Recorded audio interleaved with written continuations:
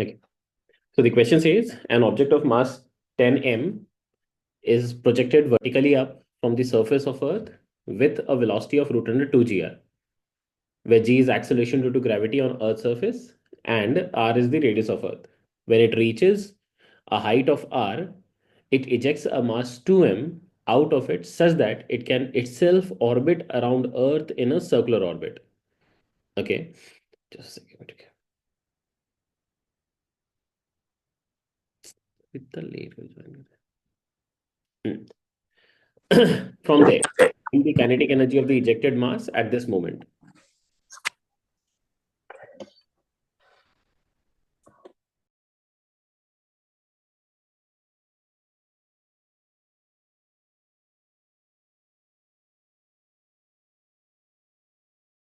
Sir आप mute हो।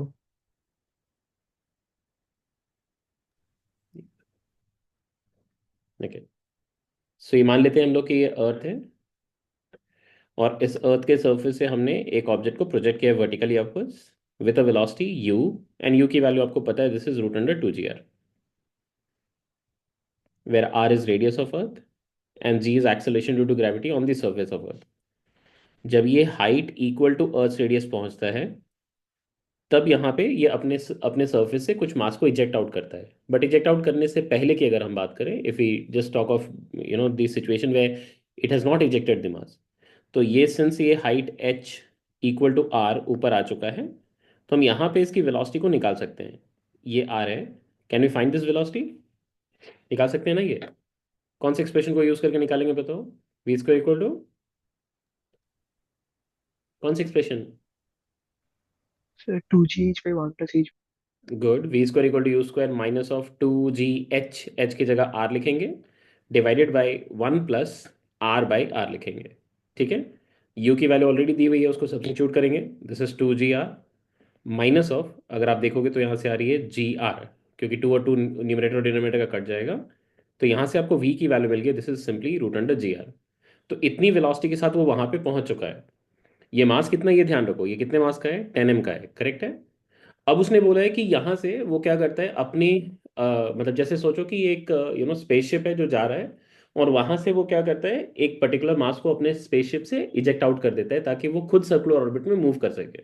अब हमें ये पता है कि सर्कुलर ऑर्बिट में मूव करने के लिए उसको एक पर्टिकुलर वेलोसिटी चाहिए perpendicular to the position vector of the satellite with respect to the centre of the earth. तो अगर मैं अभी यहाँ से इसको सिचुएशन को रीड्रॉ करूँ एक बार, ये चेक करो एक बार।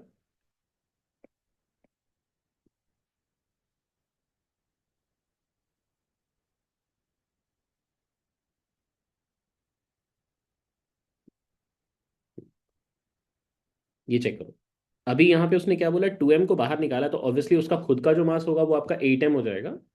और ये 8m को कितनी वेलोसिटी चाहिए? इफ दिस इज 8m, इसको सर्कुलर ऑर्बिट में रहने के लिए कितनी वेलोसिटी चाहिए? ऑर्बिटल वेलोसिटी, विच इज कितनी?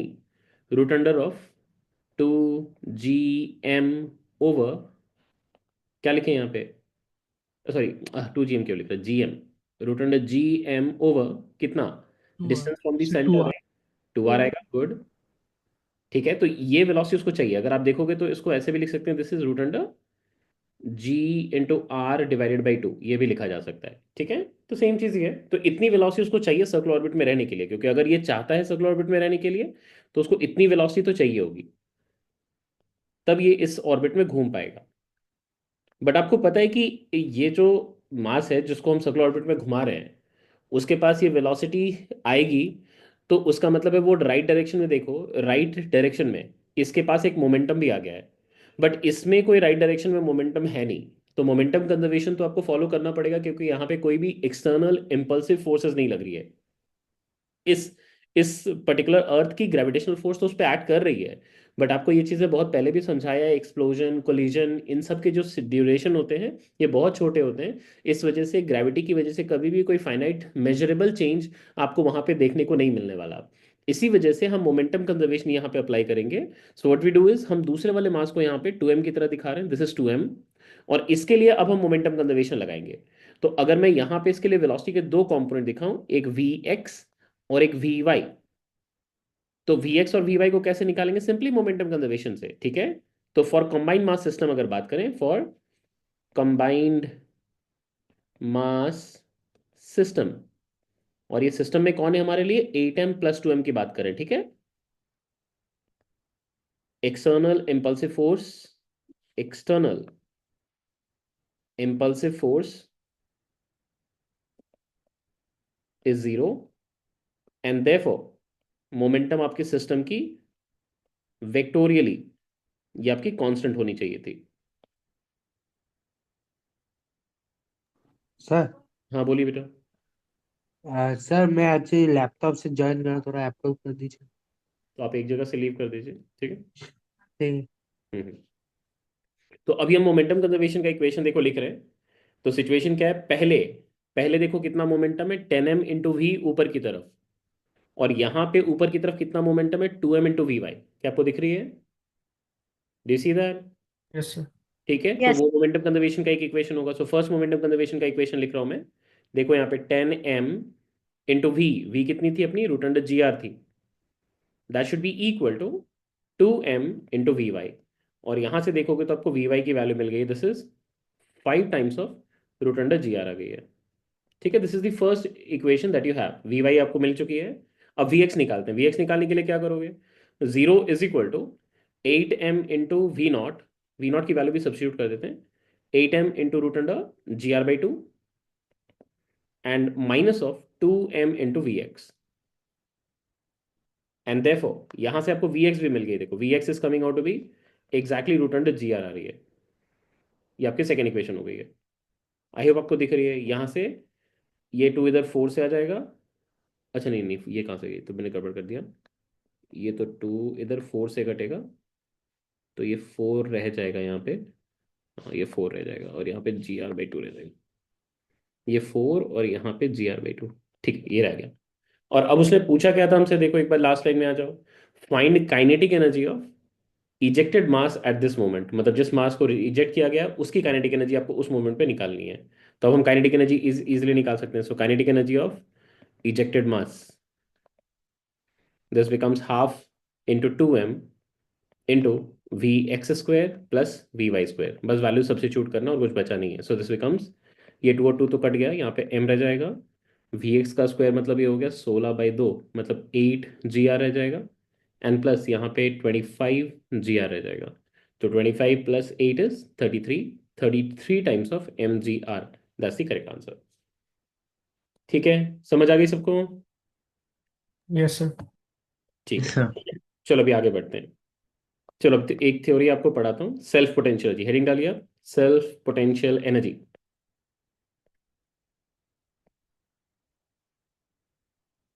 आपको पोटेंशियल एनर्जी का डेफिनेशन याद है, पोटेंशियल एनर्जी का मतलब क्या था, मतलब what was the physical significance of potential energy जब हमने डिफाइन किया था, याद करो, बताओ। पोटेंशियल एनर्जी का डेफिनेशन क्या था, मतलब हम जब बोलते थे किसी डिस्क्रीट मास सिस्टम के लिए हम पोटेंशियल एनर्जी फाइंड कर रहे हैं, तो हम क्या फाइंड कर रहे थे। Work done in bringing that mass from infinity to that point. Good, और अगर मल्टीपल पॉइंट मास सिस्टम है तो So work done to assemble the system. Good, work done to assemble the system, मतलब अगर पूरी की पूरी सिस्टम अगर मुझे दी हुई है, मतलब यहाँ पे ऐसे ऐसे ऐसे करके कुछ मासेस का सिस्टम दे दिया, और मुझे बोला कि इसकी पोटेंशियल जी बताओ कितनी है, तो हम ये अज्यूम करते हैं कि सारे मासेस इनिशियली इनफाइनाइट डिस्टेंस पे हैं, और उन सभी को हम इन्फिनिटी से रिस्पेक्टिव लोकेशंस पे ला के रख रहे हैं, और रखने के बाद हमें जो वर्क करनी पड़ रही है एज एन एक्सटर्नल एजेंट, उस वर्क को ही हम उसकी पोटेंशियल डिफाइन कर देते हैं। इसमें तुम देखोगे तो इन जैसे कोई भी एक पर्टिकुलर मास की बात करोगे, तो ये अपने सराउंडिंग के सभी मासेस के साथ क्या करता है, इंटरैक्ट करता है, और इसी वजह से हमें उन सब की वजह से क्या करना पड़ता है, वर्क करना पड़ता है जब हम इसको उसके फील्ड में लाते हैं। अब यहाँ पे क्या है, यहाँ पे हम जो जो एक पर्टिकुलर मास जो है दूसरे मास के साथ इंटरैक्ट करता है, उसकी हमने पोटेंशियल निकालनी सीखी थी। उसमें हम क्या करते थे, डिस्क्रीट मास सिस्टम को कंसिडर करते थे।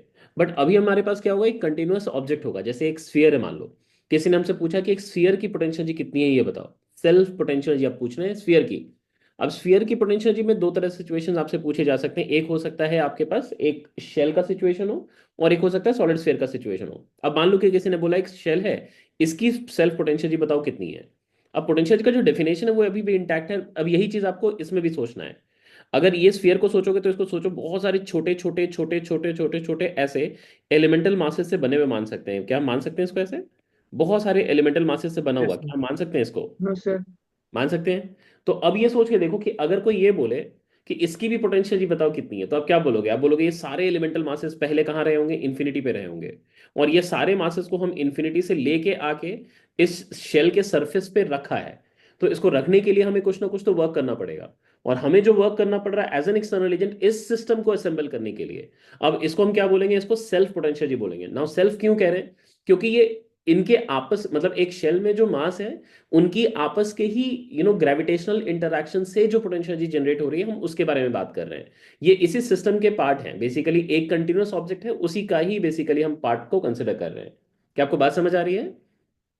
Yes, sir. ठीक है। अब इसी के लिए हम एक्सप्रेशन निकालना सीखेंगे कि कैसे फाइंड करते हैं इसको। डिस्क्रीट के लिए तो हमने सीखा है, इसी को कंटिन्यूअस ऑब्जेक्ट्स के लिए एक बार सीखते हैं। ठीक है, विल कंसिडर दैट नाउ। तो पहले तो डेफिनेशन लिख लो। डेफिनेशन लिख लो, सेल्फ पोटेंशियल का मतलब क्या है? It is the work required to be done required to be done to assemble a given continuous mass distribution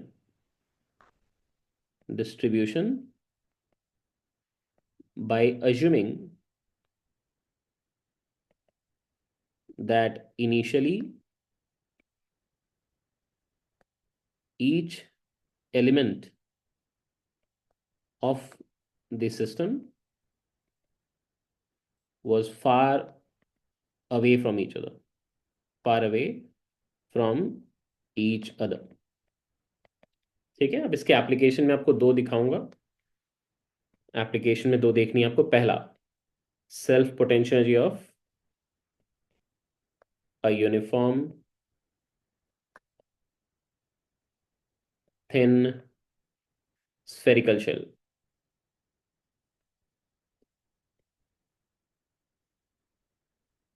मतलब आपके पास एक पतली सी शेल होगी, बीच में खाली है, ध्यान रखेंगे शेल मतलब कि बीच में खाली होना। So this is a shell,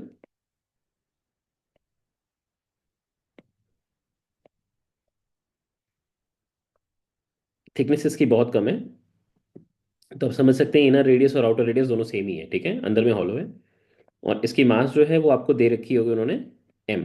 ठीक है, इसकी सेल्फ पोटेंशियल जब हम निकालते हैं तो this comes out to be minus of G M square divided by 2r। मैं अभी डिराइव करूंगा, बट रिजल्ट मैं अलग से लिख दे रहा हूँ क्योंकि आपको रिजल्ट तो याद रखना पड़ेगा। ठीक है, you have to remember result. Derivation देख लो, बट ये चीज़ आपको याद रखनी पड़ेगी। डेरिवेशन दिखाता हूँ आपको, चेक करो।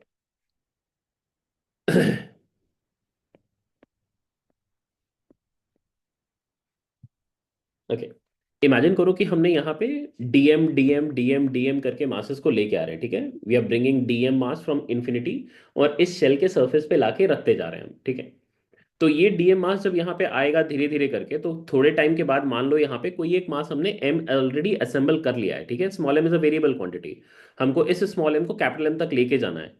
ये स्मॉल एम मान लो अभी असेंबल हो चुका है, और डीएम मास में फर्दर इन्फिनिट डिस्टेंस से लेके यहां तक लाके रख रहा हूं। ठीक है, इसको लाके यहां पे रखूंगा। क्या मुझे वर्क करना पड़ेगा नहीं इस डीएम को लाने के लिए? करना पड़ेगा नहीं करना पड़ेगा? Yes. डेफिनेटली करना पड़ेगा, राइट? क्यों? क्योंकि ये पर्टिकुलर जो शेल है, इस शेल की तो सराउंडिंग में एक फील्ड है ही ना, है या नहीं? इस शेल की फील्ड सराउंडिंग में, Yes, sir. तो उस फील्ड की वजह से तो हमें इस मास को लाने के लिए वर्क करना पड़ेगा। कितना वर्क करना पड़ेगा? What is D W by the external agent? क्या लिखोगे आप? D W is the change in potential energy. और वो पोटेंशियल एनर्जी का चेंज कैसे निकालते हैं? Charge being sorry mass being moved multiplied by the change in potential, right? और पोटेंशियल कहाँ पे? सरफेस पे, माइनस ऑफ पोटेंशियल कहाँ पे? इन्फिनिटी पे। यही लिखना है ना? देखो तो एक बार चेक करो, देखो आप रिलेट कर पा रहे हो ना एक्सप्रेशंस को? Yes, sir. ठीक है, पोटेंशियल एट इन्फिनिटी क्या लिखते हैं आप बताओ? What is the potential at infinity? Zero, right? और Yes, sir. पोटेंशियल सरफेस पे, एक शेल के सरफेस पे पोटेंशियल कितनी होती है? Minus of ji into m divided by कैपिलर। क्या यही लिखते हैं हम? लिखते हैं No, नहीं sir. लिखते हैं? देखो Yes, हमने sir. यहाँ से डी Yes, यू sir. निकाल लिया है। देखो अगर आपको टोटल यू चाहिए तो क्या करना पड़ेगा? Integration of D you. और ये इंटीग्रेशन ऑफ डी यू जैसे कि आपने, आपको क्या मिल रहा है? देखो integration of minus of G m d m over r. अब इसमें वेरिएबल क्या दिख रहा है? आप बताओ, आपको क्या वेरिएबल दिख रही है? इस इंटीग्रेशन में क्या वेरिएबल है? एम। एम। तो एम एम। की लिमिट्स कहाँ से कहाँ तक वेरी कर रही है बताओ? स्मॉल एम से कैपिटल जीरो एम। से कैपिटल एम। जीरो से कैपिटल एम। स्मॉल एम से कैपिटल एम क्या होता है? जीरो से जीरो से कैपिटल एम। कैपिटल एम है।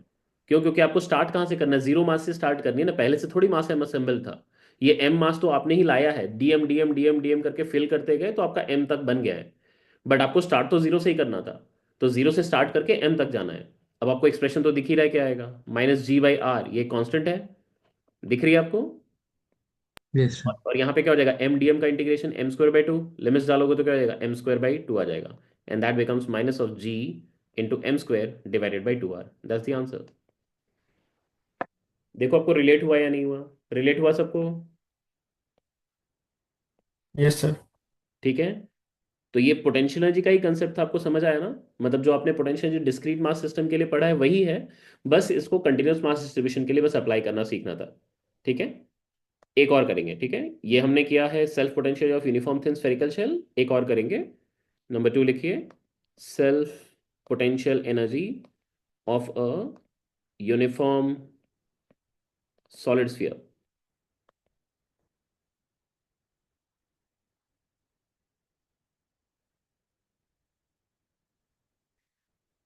ओके।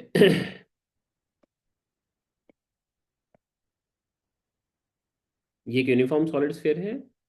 इसकी रेडियस r दे रखी है हमें, एंड इसकी मास हमें m दे रखी है। और इस बार ध्यान रखना, ये मास आपका अंदर से लेके बाहर तक पूरा डिस्ट्रीब्यूटेड है।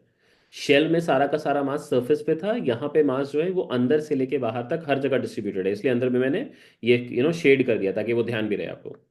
इसकी सेल्फ पोटेंशियल जी अगर आप निकालोगे तो ये आएगी -3/5 times of g m² divided by r आएगी।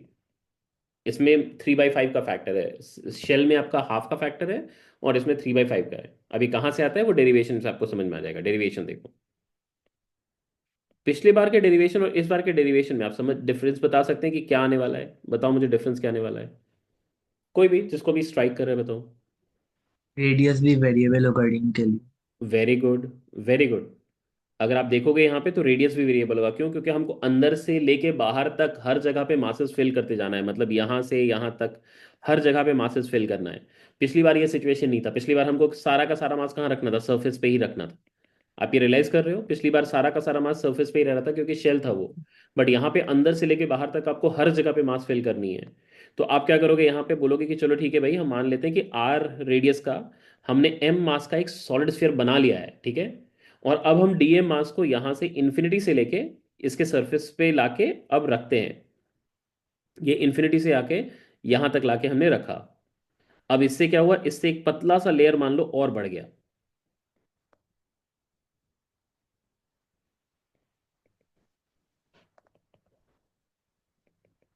आपको समझ आ रही है? Yes sir. Yes, sir. D R thickness और बढ़ जाएगा।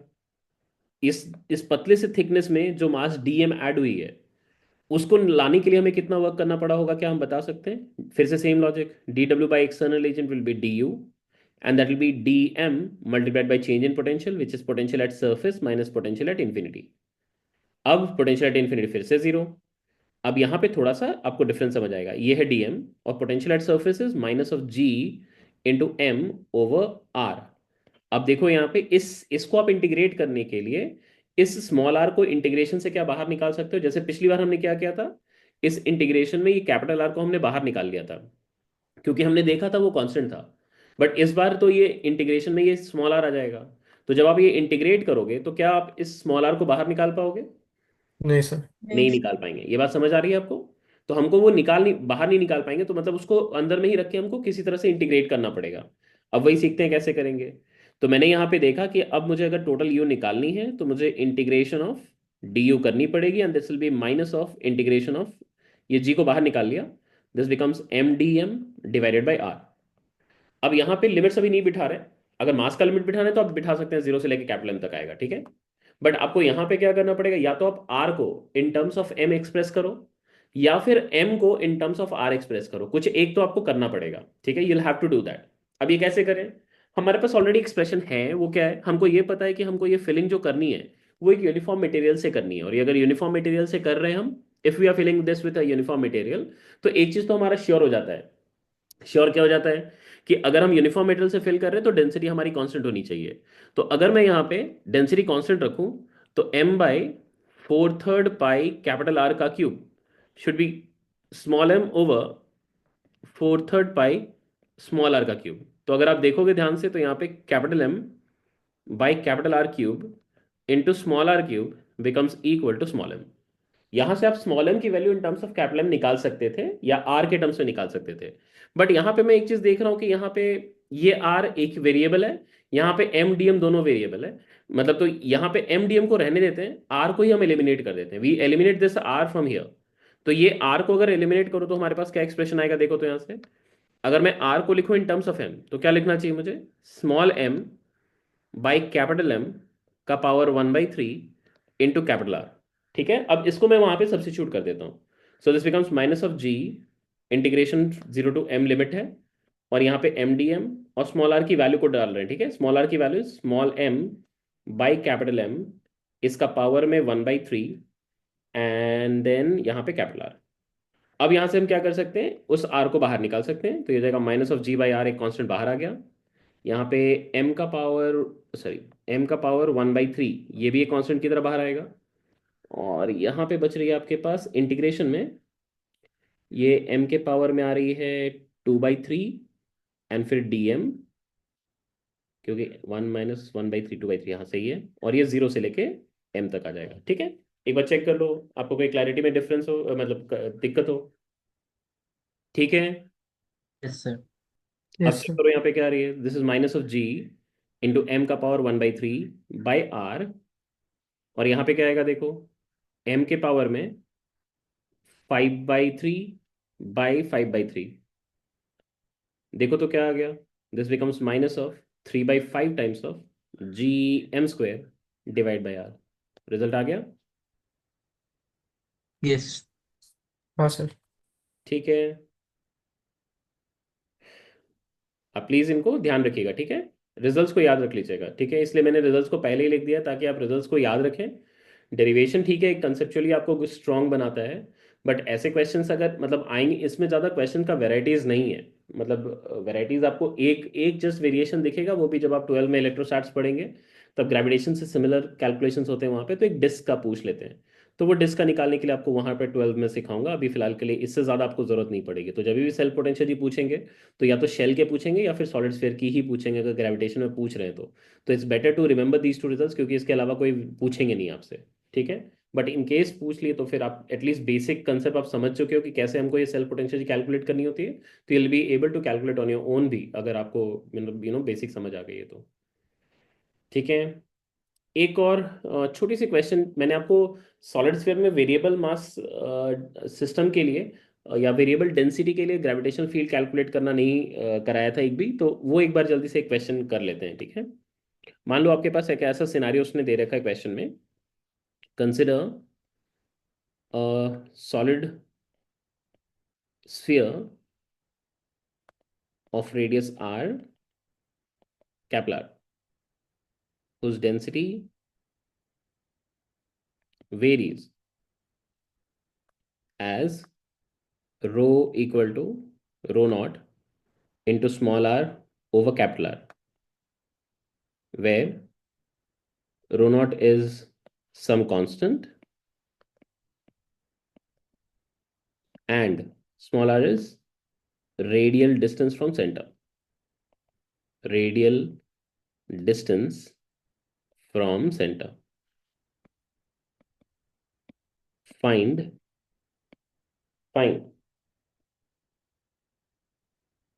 पहला gravitational field as a function of radial distance for all possible values of r, for all possible r, small r की वैल्यू। दूसरा, plot the variation of g against r। Gravitational field radial distance के साथ कैसे very करेगी आपको ये find करनी है।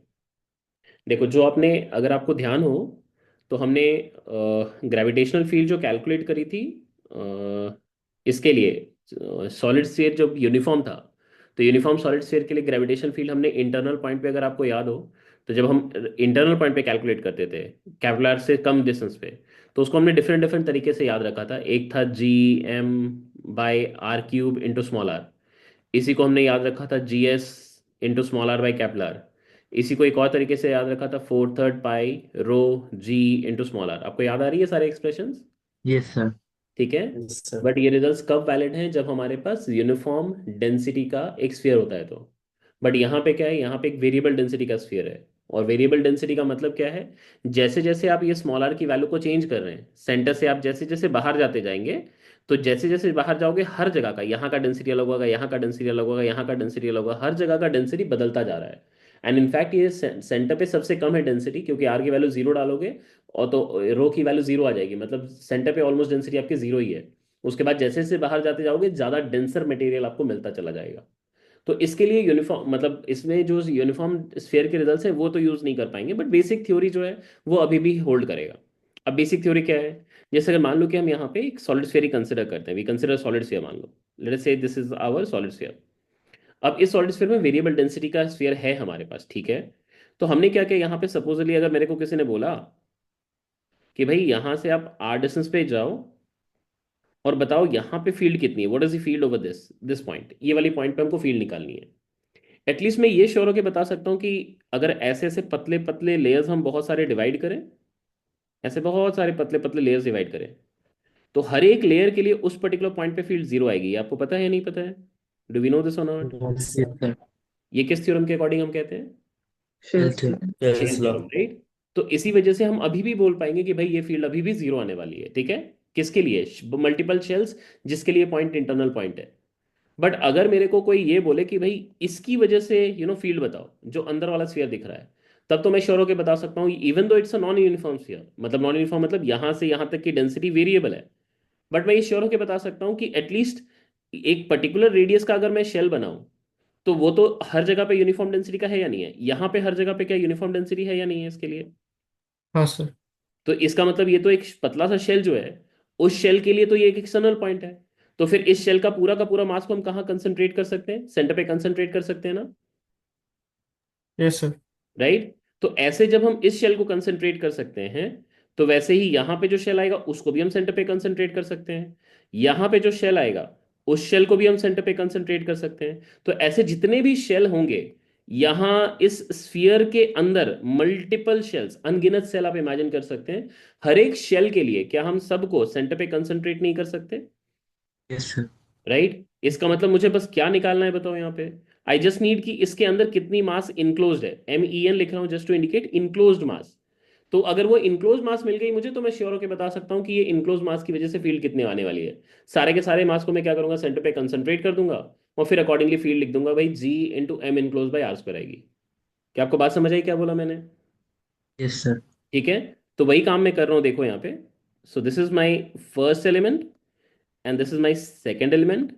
आई am calling this to be point A, और मुझे ग्रेविटेशनल फील्ड एट A चाहिए वेक्टोरियली, तो मैं लिख रहा हूँ this is gravitational field at A due to 1 plus gravitational field at A due to 2।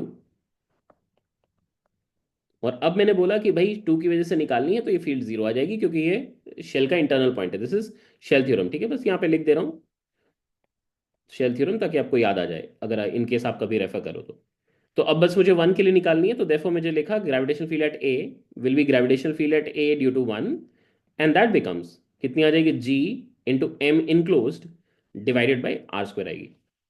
I hope आपको ये बात समझ आई है। Yes sir. ठीक है। अब M enclosed कैसे निकाले, how do we get M enclosed? अब मैंने क्या बोला कि भाई आप यहाँ पे इसके अंदर ही सोचो, इसके अंदर ही मैंने अगर ऐसा एक सोचो एक स्फीयर इमेजिन किया होता, और इस स्फीयर की रेडियस को अगर मैं वेरिएबल कंसिडर करूं, ऑब्वियसली वेरिएबल होगा, इसको मैं x कंसिडर करता हूं, और x डिस्टेंस जाके अगर मैं dx थिकनेस का एक पतला सा शेल बना लूं, इस पतले से शेल के लिए क्या हम डेंसिटी को यूनिफॉर्म मान सकते हैं? इस पतले से शेल के लिए यस सर। ये वाले शेल में क्या डेंसिटी कांस्टेंट होगी या नहीं होगी? सोच के बताओ।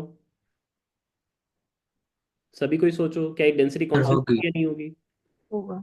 क्यों? होगा। क्योंकि इसके लिए रेडियल डिस्टेंस यहाँ पे जो दिख रही है, यहाँ जो दिख रही है, यहाँ जो दिख रही है, यहाँ जो दिख रही है, हर जगह पे रेडियल डिस्टेंस क्या है, सेम ही है ना। और देखो मैंने आपको क्वेश्चन में क्या दिया था, डेंसिटी किस पे डिपेंडेंट था, रेडियल डिस्टेंस पे तो, radial distance. Right. I hope sir. आपकी बात समझ आ रही है। Yes, sir. तो यस अगर सर। डेंसिटी इस पूरे शेल पे कांस्टेंट है, तो मैं क्या कर सकता था, इस शेल की डेंसिटी को लेके इस शेल की वॉल्यूम से मल्टीप्लाई कर देता, तो मुझे यहां से क्या मास इनक्लोज नहीं मिल जाता? हाँ सर. Yes sir. मिलता। हाँ सर। तो अब मुझे क्या करना है, बस इसी को इंटीग्रेट कर देना है, कहां से कहां तक, यहां से स्टार्ट करके जीरो यहां तक। टू। आई बात समझ में आपको? हाँ सर. ठीक है। तो बस मैं अब यहाँ पे वही चीज देख रहा हूँ कि एम इनक्लोज क्या है, M enclose is enclosed mass, mass within a sphere of radius small r. ठीक है। And this is equal to integration of dm enclose लिखना है। ठीक है। और डीएम की वैल्यू कैसे निकाल रहे हैं, रो इंटू 4 पाई r² इंटू डी आर। देखो तो आप कन्विंस हो क्या इससे? रो क्या है, डेंसिटी, और डेंसिटी के साथ देखो मैंने वॉल्यूम मल्टीप्लाई किया, आपको दिख रहा है वॉल्यूम है ये। Yes sir. 4 पाई r² यस। क्या है, एरिया। एरिया के साथ अगर आप थिकनेस को मल्टीप्लाई करते हैं आपको क्या मिलता है, वॉल्यूम मिलता है ना। हम्म। बस वही चीज आपने सब्स्टिट्यूट किया है। अब इसमें बस लिमिट डालना है आपको, कहाँ से कहाँ तक, जीरो से लेके स्मॉल आर तक, वैल्यू को सब्स्टिट्यूट करो। रो की वैल्यू मैंने आपको क्या दी थी, rho not into small R by capital R, और इसके साथ 4 पाई r² अच्छा यहाँ पे x लिख लेते हैं यहाँ पे, क्योंकि मैंने x माना था ना, यहाँ पे x लिख रहे हैं। ठीक है।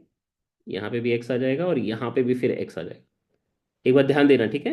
मैंने इसको x किया है, यहाँ भी x, यहाँ भी x, ठीक है ना। सर फिर डीआर को भी तो डीएक्स करना पड़ेगा। फिर हाँ डीएक्स होगा। हाँ, डी आर को भी डी एक्स, सही कह रहे हैं। तो ये 4 पाई x² इंटू डी एक्स हो जाएगा। अब ये लिमिट्स आपका जीरो से लेके स्मॉल आर तक ही आएगा। तो ये हमारे पास आ गया 4 पाई ρ0/r, ये बाहर आ गया कांस्टेंट की तरह।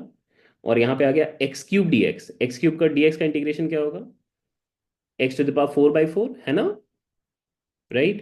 यस और सर। लिमिट्स आएंगे r⁴/4 हो जाएगा। ये 4 और ये 4 गया, और आपके पास एक्सप्रेशन आ गई है π ρ0/r इंटू r⁴ आ गई है। एंड देयरफॉर अब हम ग्रेविटेशनल फील्ड निकाल सकते हैं। ये वाली कौन से लोकेशन के लिए हम निकाल रहे हैं, r लेस देन कैपिलर के लिए। This will be equal to g into M enclosed, M enclose has come out to be π ρ0/R into r⁴ divided by small R का स्क्वायर। एंड यहाँ से देखोगे तो ये r² और ये स्क्वायर कट गया, और यार ये π ρ0 into g divided by capital R, and that multiplied with r² आ रहा है। क्या आपको दिख रहा है ये g की वैल्यू प्रोपोर्शनल टू r² आ रही है, do you see that? Yes sir. I hope आप सबको समझ आ रही है। तो इसका मतलब क्या है, हमने जो यूनिफॉर्म स्फीयर के लिए पढ़ा था उसमें क्या आ रहा था, ये field directly proportional to r आ रहा था। यहाँ पे डायरेक्टली प्रोपोर्शनल टू क्या है, स्क्वायर ऑफ डिस्टेंस है ना। Yes sir. तो ये तो निकल गया। अब एक्सटर्नल पॉइंट पे अगर हमें निकालना होता तो क्या करते, अगर मान लो आपको फील्ड यहाँ पे निकालनी है तब क्या करते, तब तो यहाँ पे ये सारा का सारा स्फीयर जो है सबके लिए तो एक्सटर्नल पॉइंट हो गया ना ये। तब तो हम पूरी की पूरी मास को हम सेंटर पे कंसंट्रेट कर सकते थे ना, राइट। Yes sir. हाँ sir. Yes sir. Total mass कैसे निकालोगे, बस इसमें लिमिट चेंज करके निकाल सकते हैं क्या। ये जीरो से लेके हमने जो स्मॉल आर इंटीग्रेट किया है, अगर मैं इसी इंटीग्रेशन को जीरो से लेके कैपिटल आर इंटीग्रेट कर दूं, हाँ तो सर. क्या मुझे ये मिल नहीं जाता कि टोटल मास कितना था उस स्फीयर का। Yes sir. Yes sir. यहाँ पे स्मॉल आर की जगह बस क्या आता, कैपिटल आर आता ना। Yes sir. ठीक है। तो अब मुझे अगर जी की वैल्यू चाहिए, नाउ जी का वैल्यू निकाल रहे हैं हम आर ग्रेटर देन और इक्वल टू कैपिटल आर के लिए। ठीक है। So this becomes G into M total, total mass जो आएगा, एंड डिवाइडेड बाई r² करना पड़ेगा, और m टोटल की वैल्यू को सब्स्टिट्यूट करो। So this is G, m total है आपका π ρ0 इंटू r⁴/r। ठीक है। आई होप आपको ये समझ आ रहा हो, डिवाइडेड बाई r² करना पड़ेगा, and therefore this becomes π ρ0 into g into r³ and divided by r⁴ आ जाएगा। तो अगर आप देखोगे तो यहाँ पे इंटरनल पॉइंट पे डायरेक्टली प्रोपोर्शनल टू आर आया है, एक्सटर्नल पॉइंट पे तो इनवर्सली प्रोपोर्शनल टू r² आया है। अब बस इसका ग्राफ ड्रॉ करना था, उसने फील्ड की एक्सप्रेशन निकालने बोली थी, वो हमने निकाल ली है। अब बस इसकी ग्राफ को प्लॉट कर सकते हैं। सो जी अगेन स्मॉल आर, तो ये वैल्यू आएगी आपके पास, पहले पैराबोलिकली इंक्रीज कर रही है, ये इंक्रीमेंट आपको दिखेगी कैपिटल आर तक, और ये कैपिटल आर पे ये वैल्यू हो जाती है, कैपिटल आर अगर मैं यहाँ डाल दूँ तो ये हो जाएगी pi rho naught G into R आ जाएगी, तो वही वाली वैल्यू हो जाएगी, this will be pi rho naught G into capital R, और उसके बाद फिर एक्सटर्नल पॉइंट्स पे ये इनवर्स स्क्वायर लॉ फॉलो कर रहा है, तो रेक्टेंगुलर हाइपरबोला का नेचर हो जाएगा। यहाँ पे ध्यान दो, ये जी प्रोपोर्शनल टू आर स्क्वायर का ग्राफ है, और ये जी प्रोपोर्शनल टू 1/r² का ग्राफ है। आई होप सबको समझ आ गई है। Yes, sir. ठीक, चलो लिखो, नेक्स्ट हेडिंग डालो, gravitational field, gravitational field inside a non-concentric cavity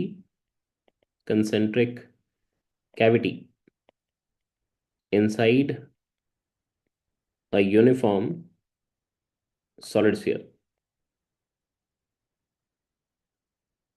एक यूनिफॉर्म सॉलिड स्फीयर के अंदर एक नॉन कंसेंट्रिक कैविटी क्रिएट करेंगे, और उसके अंदर की फील्ड को हम कैलकुलेट करेंगे।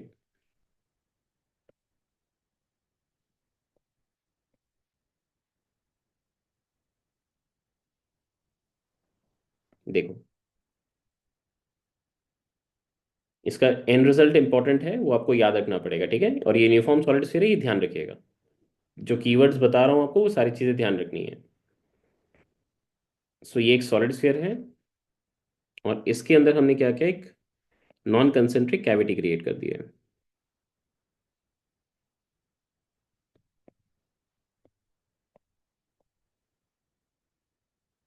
इसमें जो हमारा सॉलिड स्फीयर है उसकी रेडियस को मैंने कैपिटल आर मान रखा है, जो कैविटी है उसकी रेडियस को हमने आर सी ले रखा है कैविटी की रेडियस के लिए, और स्फीयर की सेंटर और कैविटी के सेंटर, उन दोनों के बीच में जो डिस्टेंस है उसको मैंने एक स्ट्रेट लाइन से कनेक्ट किया, इसको मैं सी वेक्टर कह रहा हूँ। ये कांस्टेंट वेक्टर होगी connecting the line, connecting the centre of the two spheres, मतलब एक सॉलिड स्फीयर और एक कैविटी, उनके सेंटर्स को कनेक्ट करता हुआ लाइन है। इसको वेक्टर की तरह दिखा रहा हूँ क्योंकि ये फिक्स लाइन है, यह लाइन आप बदल नहीं सकते, ठीक है। अब इसके लिए ये स्फीयर की डेंसिटी, इसकी डेंसिटी आपको दे रखी होगी, दिस डेंसिटी इज रो, और ये यूनिफॉर्म है, ध्यान रखिएगा, ठीक है। This is not a variable density, ये यूनिफॉर्म डेंसिटी है, ठीक है। अब हमें इस कैविटी के अंदर किसी भी एक पॉइंट को चूज करना है और उसके अंदर फील्ड निकालनी है। पहले मैं आपको एंड रिजल्ट बताता हूँ, वो आपको याद रखनी पड़ेगी, फिर मैं उसका डेरिवेशन भी आपको समझाऊंगा कहाँ से आता है वो, ठीक है। इसके अंदर जब हम फील्ड कैलकुलेट करते हैं तो ये एग्जैक्टली एक यूनिफॉर्म फील्ड आता है, विच इज़ वेरी एस्टोनिशिंग, क्योंकि मैथमेटिकली आएगा तभी आपको दिखाई देगा। इसके अंदर का जो फील्ड है, आप यहाँ निकालो, यहाँ निकालो, यहाँ निकालो, यहाँ निकालो, कहीं पे भी इस कैविटी के अंदर फील्ड निकालो, ये हर जगह पे एक कांस्टेंट वैल्यू आती है, and that constant value is dependent only on two quantities, one is ये डेंसिटी कितना है, और दूसरा ये सेंटर टू सेंटर डिस्टेंस कितना है, बस इस दो चीज़ों पे डिपेंडेंट है।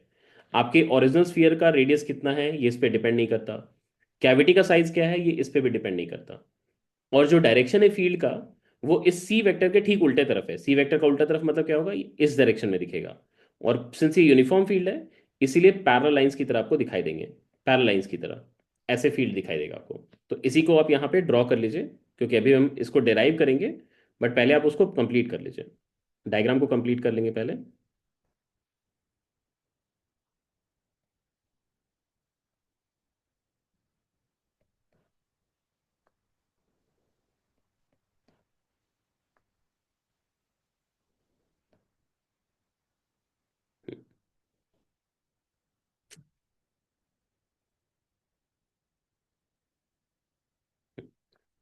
So this is the G inside cavity,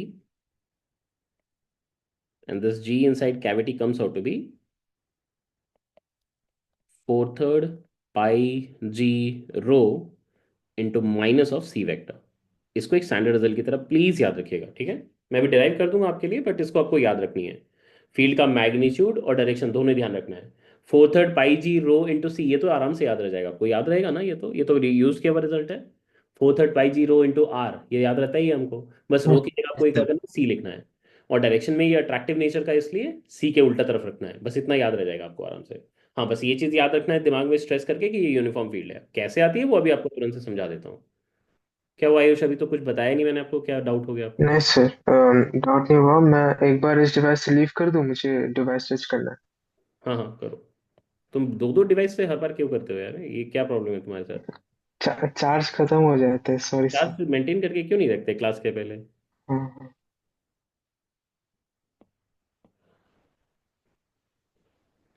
चलो अभी मैं डिराइव करके दिखा रहा हूँ आपको, देखो चेक करो।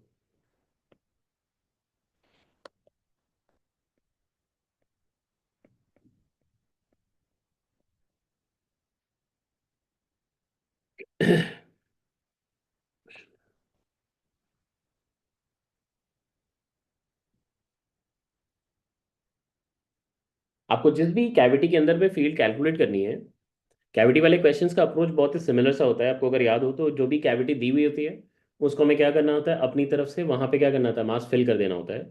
और फिर उसकी फील्ड को अगर आप सब्ट्रैक्ट कर दोगे तो आपको रिजल्टेंट फील्ड मिल जाएगी।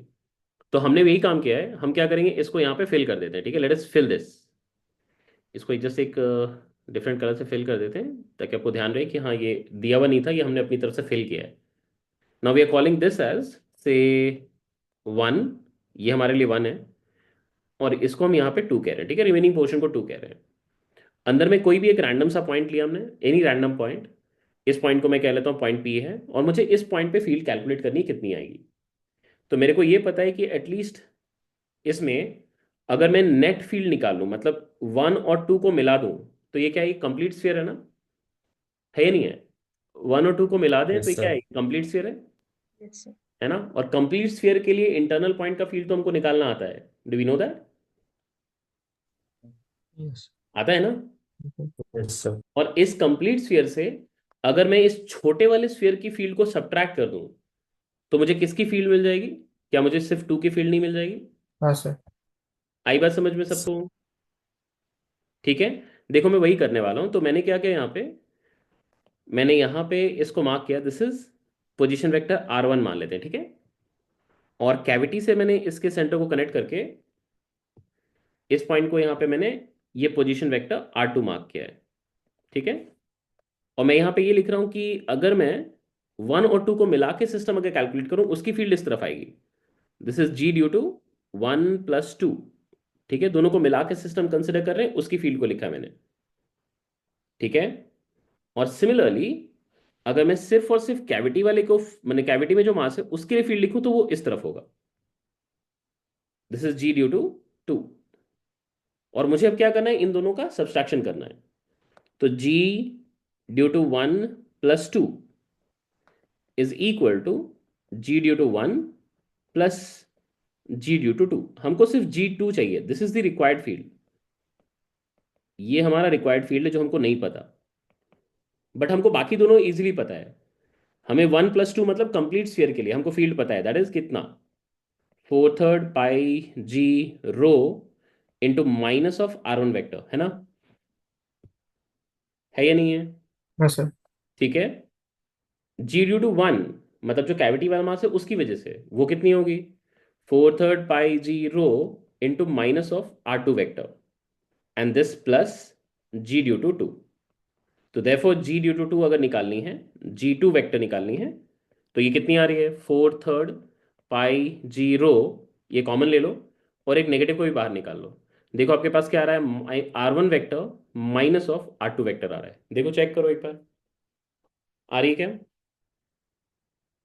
आ रही है? Yes sir. अब इंटरेस्टिंगली देखो आप, यहाँ पे जो ट्राइंगल बन रही थी उस ट्राइंगल पे थोड़ा गौर करो। ये वाली वेक्टर है R1 vector, this is R1 vector. ये वाली वेक्टर है R2 वेक्टर। और ये वाली वेक्टर है C वेक्टर। क्या आपको ट्राइंगल दिख रहा है कोई? Do you see any triangle? Yes हाँ sir. Sir. Do you see any head to tail configuration? Yes sir. किस, सर। कौन सा है, कौन सा हेड कौन सा टेल, बताओ किससे जुड़ा हुआ है? तो C वेक्टर R2 से, thank you. R2 good. Vector से। सी वेक्टर हम यहाँ पे क्या लिख सकते थे, C vector plus R2 vector, ये किससे मैच करता, R1 वेक्टर से ना? R1 vector. तो सी वेक्टर को क्या लिख सकते थे हम, R1 - R2। देखो तो क्या यही है यहाँ पे, है ना? हाँ सर। तो ये वैल्यू क्या आ गई अभी देखो, so what is this value come out to be, ये आ गई आपकी 4/3 πg ρ इंटू क्या हो गई, minus of C vector, which is amazing. हमने कोई भी एक रैंडम सा पॉइंट चूज किया, देखो ये पॉइंट तो एक रैंडम सा पॉइंट है इस कैविटी के अंदर का, बट इस पे फील्ड जो आ रही है वो एक कांस्टेंट वैल्यू आ रही है। और ये कांस्टेंट वैल्यू किस पे डिपेंड कर रही है, देखो सिर्फ और सिर्फ डेंसिटी पे, और कैविटी कैविटी के सेंटर और स्फीयर के सेंटर पे डिपेंड कर रही है, बाकी किसी पे डिपेंड नहीं है। अगर किसी ने इस कैविटी की साइज को बढ़ा भी दी तो क्या हमारी फील्ड बदलेगी वहां पे? क्या फील्ड बदलेगी? नहीं सर। नहीं बदलेगी। Yes, sir. किसी ने ये स्फीयर को छोटा कर दिया, ये स्फीयर जो बनाया हमने इस स्फीयर को छोटा कर दिया, क्या फील्ड बदलेगी वहां पे? नहीं सर। नहीं बदलेगी। नहीं सर। आ रही बात समझ में? तो ये चीज आपको याद रखनी है, ठीक है, कि field inside the non concentric cavity created in a uniform solid sphere, it's a uniform field, ठीक है, ये चीज का ध्यान रखिएगा। ये एक यूनिफॉर्म फील्ड है, uniform field dependent only upon, पहला, डेंसिटी ऑफ मटेरियल,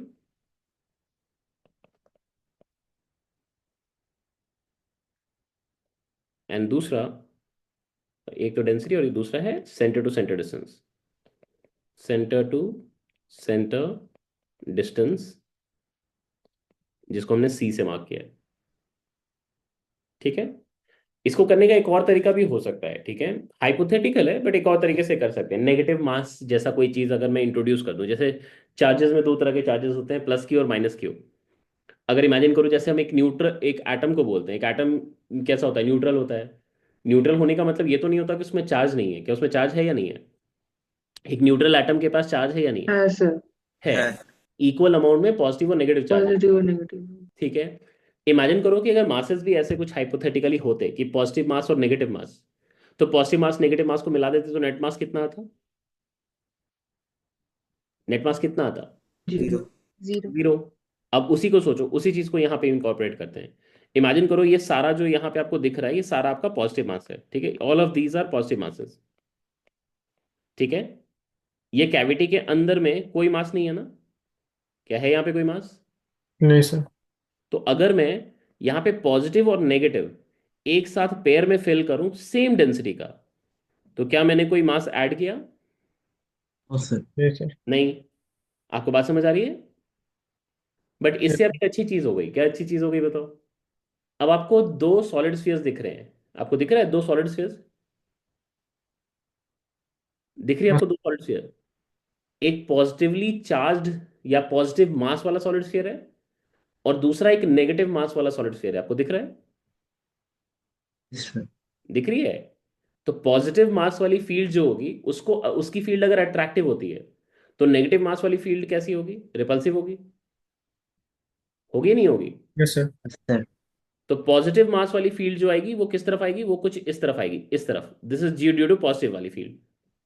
और एक्सप्रेशन आपको पता है, 4/3 पाई जी रो इंटू आर, आर की जगह यहाँ पे वो R1 वेक्टर ही लिखना पड़ता। दूसरा, ये नेगेटिव मास के लिए फील्ड किधर होगी? ये R2, ये रिपल्सिव होगी, मतलब इस तरफ होगी। ये जी किसकी है? नेगेटिव मास वाली फील्ड की है या नहीं है? Yes sir. अब तुम देखो, एक फील्ड इधर आ रही है और एक फील्ड इधर आ रही है, दिस इज जी पॉजिटिव वाले की and this is G negative वाले की। इन दोनों का ही तो रिजल्टेंट फील्ड आपको निकालना है, निकालना ही नहीं निकालना?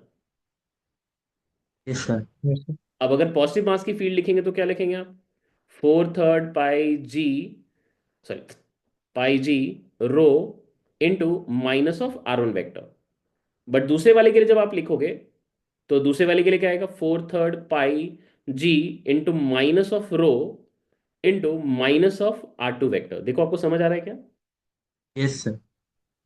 आई बस तुम देखो, माइनस रो और माइनस R2 मिला के पॉजिटिव हो गया ना, हाँ सर। और वही तो आपका रिपल्सिव को इंडिकेट कर रहा है। अगर मैं 4/3 पाई जी रो इसको बाहर निकाल लूं, देखो यहाँ पे क्या आ रहा है? Minus of R1 vector minus R2 vector आ रहा है क्या? Yes sir. क्या रिजल्ट मैच कर गया? हाँ सर। Yes sir. ये हाइपोथेटिकल कंसेप्ट है, सब्जेक्टिव पेपर में आप प्रोड्यूस नहीं कर सकते, बट ऑब्वियसली एमसीक्यू सॉल्व करने के लिए बहुत ही अच्छा टूल है ये, है ही नहीं है? आपको कैविटी में बस पॉजिटिव और यस। नेगेटिव मास को फिल कर देना है। बस ये ध्यान रखना है कि नेगेटिव मास एक हाइपोथेटिकल कंसेप्ट है, और पॉजिटिव मास मतलब पॉजिटिव और नेगेटिव दोनों ही हाइपोथेटिकल कंसेप्ट है इनफैक्ट। बस मैं ये इसको इंट्रोड्यूस इसलिए कर रहा हूँ क्योंकि मेरे को कैविटी वाली चीज को एनालाइज करना बहुत आसान हो जाएगा। आई बात समझ में सबको? Yes sir. ठीक है, इसको Yes. अपने अपने तरीके से लिख लेना, ठीक है। थोड़ा स्पेस छोड़ के रख दो, इसको अपने तरीके से लिख लेना। बस साथ में ये ध्यान रखना, ये हाइपोथेटिकल कंसेप्ट, ऐसा सच में कुछ होता नहीं है।